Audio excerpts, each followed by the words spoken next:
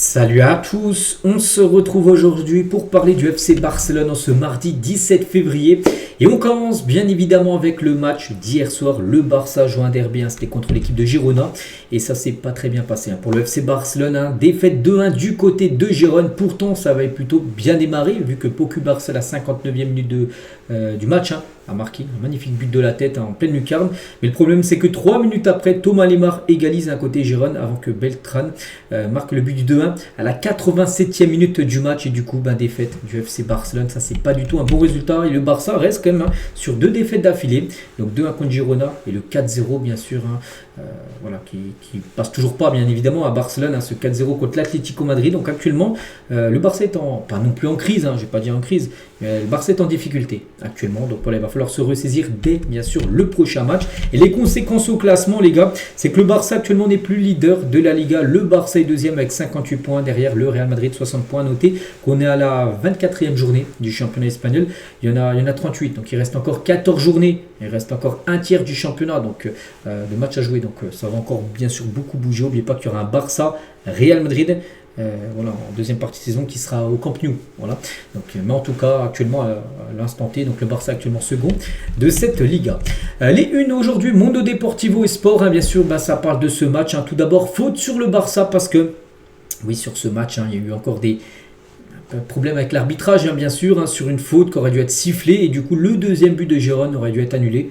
Oui, c'est vrai. Et c'est pour ça que le titre faute sur le Barça et l'autre insensé en une journal, cette fois-ci Sport. On va revenir bien sûr un peu après les gars sur la faute que le joueur bien sûr de Girona a fait sur Jules Koundé et le but aurait dû être annulé. Mais l'arbitre n'a rien dit. Et ça quand même, c'est quand même un sacré scandale. Donc tout d'abord on va parler bien sûr d'Hansi Flick qui parle de ça. Donc tout le monde a vu ce qui s'est passé dans le deuxième but, mais je ne peux rien dire sur les arbitres. Nous étions très mauvais, surtout en défense. Girona méritait la victoire.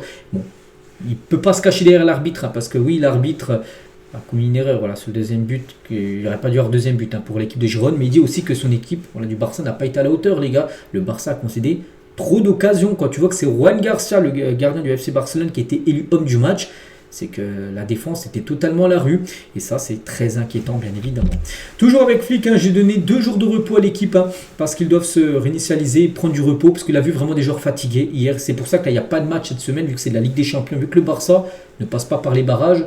Et du coup, prochain match, c'est le week-end prochain. Donc là, c'est pour ça. Aujourd'hui, mardi et demain, mercredi, repos, reprise. Jeudi, un entraînement. Donc c'est pour ça il a dit, les joueurs ont besoin un peu de souffler. Quand ils reviendront, nous essaierons de nous améliorer car nous jouons très mal actuellement. Toujours avec Flick. Les joueurs sont très fatigués, c'est normal. Dans d'autres conditions, c'est un autre match. Ça arrive parce qu'ils ne sont pas assez frais. Nous avons besoin de plus de faim pour gagner, bien sûr, ces matchs-là. Qu'avez-vous pensé de leur deuxième but, grave ou pas? Pour moi, c'était une faute claire. Et Hansi Flick, c'est Hansi Flick qui a dit ça aux journalistes. Le journaliste a dit aux journalistes, qu'est-ce que vous avez pensé pour vous? Est-ce qu'il y a faute ou pas ce deuxième but? Et le journaliste dit oui, il y a faute. Donc, tout le monde est OK. Tout le monde a vu, même un supporter du Real Madrid, les gars, du coup, qui serait plutôt contre toutes les équipes contre le Barça, et dirait aussi qu'il y a faute. Parce que oui, il y a faute, totalement. Et l'arbitre a fait n'importe quoi. Peut-être que je me battrai ou parlerai davantage contre l'arbitrage si nous jouons bien, mais nous avons été si mauvais ce soir. C'est pour ça qu'il ne peut pas non plus tout remettre sur l'arbitrage parce que l'équipe n'a pas été à la hauteur de l'événement. Girona méritait la victoire et le résultat est arrivé. L'explication de l'arbitre vous a-t-elle convaincu? Non. Je ne sais pas trop ce qu'il y a, parce qu'à la fin du match, bien sûr, lui, il y a aussi Rafinha, même Marojo sont partis directement à l'arbitre. Comment tu peux ne pas siffler faute?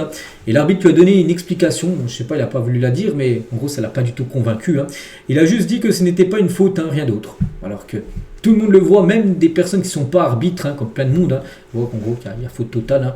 On voit plein de semelles sur des chevilles sur les autres joueurs, c'est faute à chaque fois. Pourquoi cet arbitre n'a pas sifflé faute? On ne sait pas. Pensez-vous que le Barça a fait assez pour gagner le championnat? Donc Flick il a dit c'est trop facile de marquer des buts contre nous. C'est ce que tu veux, donc c'est ce que tu voulais que je dise. C'est vrai que le Barça a problème, trop de buts pris, encore 2 hier, 4 il y a quelques jours. Ça fait 6 buts pris sur les 2 derniers matchs. La défense soit beaucoup plus solide, bien évidemment. Pas d'excuses, les arbitres font leur travail, donc parfois leur travail n'est pas bon, mais il faut d'abord se regarder soi-même. Parfois les arbitres sont au même niveau que nous, pas à un bon niveau. La semaine prochaine, Pedri et Rashford seront de retour. Gavi s'entraînera aussi avec l'équipe, on jouera mieux. C'est sûr, c'est que les retours quand même, par exemple de Pedri, qui fera un bien fou au milieu de terrain, ça sera bénéfique bien sûr pour l'équipe. Voilà tout ce qu'il avait à dire Hansi Flick, on peut voir très remonté quand même. Oui, un peu contre l'arbitrage, mais aussi contre l'équipe du Barça, parce qu'il ne faut pas non plus se cacher derrière l'arbitrage. Le Barça hier n'a pas fait un bon match. On va revenir sur cette action, voilà, sur ce deuxième but, les gars, qui coûte du coup un point au Barça, parce que là, s'il y a faute, ça fait certainement un partout au score final, et du coup, le Barça a un point de plus. Donc le Barça serait toujours deuxième de la Liga, parce qu'il y a 2 points d'écart. Le Real à 60, le Barça 58, mais le Barça aurait 59, et peut-être ce point. Et ben peut-être il désignera qui gagnera la Liga en fin de saison, on ne sait pas. Et c'est vrai que les gars, sur cette action, il y a faute totale, on est d'accord. Echeverri, le joueur de Girona, pied sur Koundé. L'arbitre doit revenir, annuler le but et revenir à une faute et coup franc pour le Barça. Et même Claudio Echeverri, le joueur de Girona, il a dit j'ai marché sur Koundé, oui, mais je courais vite et c'est un accident. J'aurais compris qu'il siffle faute. Même lui, il dit oui, il aurait compris qu'il y a faute parce qu'il y a faute. Mais heureusement, il nous a donné la victoire. En gros, en parlant de l'arbitre. Voilà, donc, on ne va pas dire que Girona a payé l'arbitre, non, mais en gros, il lui aura fait un petit cadeau quand même, l'arbitre. Et voilà, c'est un problème. Et le comité quand même d'arbitrage, ceux qui gèrent les arbitres, en gros, ils ont analysé la situation. Le comité d'arbitrage a admis qu'une faute aurait pu être sifflée. Voilà, donc oui, ça aurait pu être sifflé. Parce que oui, la faute de droite, les gars, on peut voir la cheville, enfin le pied sur la cheville de Koundé. Donc il y a faute totale. Et bien évidemment, ça passe pas. Rafinha qui essaye de parler à un escroc, donc Soto Grado, l'arbitre du match. Voilà, c'était impossible de parler avec les arbitres hier. Et ce qui est fou aussi, un journaliste, il a dit, Soto Grado, donc l'arbitre du match hier, est le même arbitre qui a annulé un but pour le Barça contre le Rayo à cause de ce tampon de Jules Koundé. Donc en gros, c'est pas la même situation. Donc saison dernière, pareil, Koundé, les gars, écrase le pied d'un joueur du Rayo Vallecano. Le Barça, je crois, marque juste après. Du coup, le but était annulé parce qu'en gros, il y a semelle sur cheville. Même hier, la même chose, les gars, pareil. Cette fois-ci, c'est Koundé, les gars, qui se fait écraser le pied. Mais là, le but est annulé, il n'y a pas faute. Et c'est le même arbitre, en gros, qui a dirigé en gros ces 2 rencontres-là. C'est pour ça que même arbitre, même situation, mais pas même décision. Et à chaque fois, ces décisions contre, en gros, le FC Barcelone. Et aussi quelques-unes des nombreuses décisions scandaleuses de César Soto Grado contre le Barça, parce que c'est pas la première fois, ça revient quelques années en arrière. En octobre 2020, il n'a pas expulsé Alan Niom après une faute pénale sur Léo Messi. Léo Messi qui était au Barça, bien sûr, il a fait une énorme faute, il n'a pas pris rouge. Voilà. En août 2023, il n'a pas accordé de pénalty à Barcelone après une main inexistante sur Gavi. En octobre 2023, il a annulé un but de João Félix, qui est au Barça, contre Grenada à cause d'un hors-jeu sur Ferran qui n'a pas touché le ballon. En avril 2024, contre le Real, il a accordé un pénalty incorrect à Lucas Vazquez, annulé le but légal de Lamine Yamal lors d'un classico. En août 2024, donc, il a ignoré un pénalty clair sur Daniel Mo contre le Rayo. Voilà. C'est pas la première fois, les gars, qu'il fait des dingueries contre le Barça. Et ça se cumule quand même pour cet arbitre, les gars. Soto Grado. On continue avec d'autres infos sur le match. Juan Garcia qui a réalisé un gros match malgré les 2 buts pris. Il sauve les meubles. Parce que le Barça peut en prendre 5 hier, les gars. Il a réalisé des arrêts exceptionnels. Nous avions beaucoup de monde devant. Nous aurions dû arrêter les attaques avant qu'elles n'avancent autant. Il tranchait notre défense si facilement, trop facilement.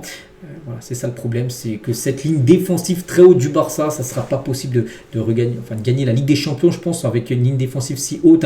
On sait que c'est la méthode de Flick de mettre les joueurs adversaires hors jeu, les attaquants, mais c'est prendre trop de risques. Il le sait, bien sûr, Juan Garcia, tout le monde le sait, mais pour l'instant, Flick ne le voit pas. Nous avons un peu de temps pour travailler sur des concepts tactiques maintenant. Nous pouvons voir ce que nous avons fait de mal, comment nous pouvons nous améliorer, ce que nous devons changer, bien sûr. Et je ne voyais pas bien la balle, mais je pense que Jules Koundé est arrivé le premier au ballon et c'était une faute. Donc là, il revient sur la faute de tout à l'heure. On parlait, donc les arbitres du VAR ont l'occasion de regarder le jeu calmement à travers un écran, mais en gros, il ne sait pas pourquoi. La VAR n'a pas appelé l'arbitre. Cubarsi, nous allons tout faire pour gagner le championnat. Nous continuerons d'essayer. Et tout le monde a vu ce que l'arbitre a fait. Je pense que tout le monde sait ce qui se passe. Je n'ai rien d'autre à dire. Voilà. Parce qu'il ne peut pas faire non plus des gros propos sur l'arbitre. Parce qu'après, il est sanctionné. Il peut prendre plusieurs matchs de suspension. Mais il a dit qu'il n'y a rien d'autre à dire. Mais il a vu en gros que l'arbitre, il a fait une dinguerie totale, bien sûr, hier. On peut parler de Ferran Torres aussi, titulaire Ferran. Et c'est vrai que dans ces 7 derniers matchs de championnat avec le Barça, un but, 0 passe D. C'est quand même très moyen. C'est qu'on joue, soit c'est lui, soit c'est Lewandowski, mais en tout cas, voilà, un but 0 passe D. C'est des stats très moyennes pour le numéro 9 actuellement du Barça. On va parler aussi de Brahim Gil, donc c'est un joueur de Girona, a détruit Koundé la nuit dernière. C'est Ravi Miguel, un journaliste qui a dit ça. Le français, donc Jules Koundé, est actuellement en très mauvaise forme, peut-être dans sa pire saison depuis qu'il a signé à Barcelone. C'est qu'il a... En plus, on a parlé, je crois, hier ou dimanche, je vous avais dit que les gars, le Barça, le point faible cette saison, c'était les latéraux, à gauche et à droite. Et Koundé, c'est vrai qu'actuellement, il a il a du mal. Il a vraiment beaucoup de mal. C'est pour ça que faudra voir hein, l'été prochain s'il faudra le changer, le garder, j'en sais rien, mais il est en grande difficulté. Bref, voilà les gars ce qu'il y a à dire sur ce match. Voilà, c'est fait, c'est une défaite, c'est comme ça. Donc prochain match, hein, donc là on est le 16, prochain match le 22. Le 22 les gars, c'est je crois que c'est dimanche. Hein, dimanche à 16h15, le Barça reçoit Levante. Et ensuite le 1er mars, hein, ça sera la réception de Villarreal. 2 réceptions, même 3, hein, si on prend en compte celle de l'Atlético. Donc Levante, Villarreal, Atlético. Voilà, donc là il va falloir se remettre sur le bon rail parce que là les 2 derniers matchs ont été 2 matchs extérieurs de défaite. Donc là, tu enchaînes 3 réceptions Camp Nou. Il faudra gagner bien sûr les 3 prochains matchs. Donc c'est pour ça que le prochain match est dimanche. Hein. Là, la semaine prochaine, c'est pour ça qu'il a donné 2 jours de repos. Hein, parce qu'il n'y a pas de match là. En milieu de semaine, donc voilà ce qu'il y avait à dire aujourd'hui. J'espère que ça vous a plu. On se retrouve nous demain mercredi. Hein. Pour le prochain numéro, je vous souhaite une très bonne journée et à demain.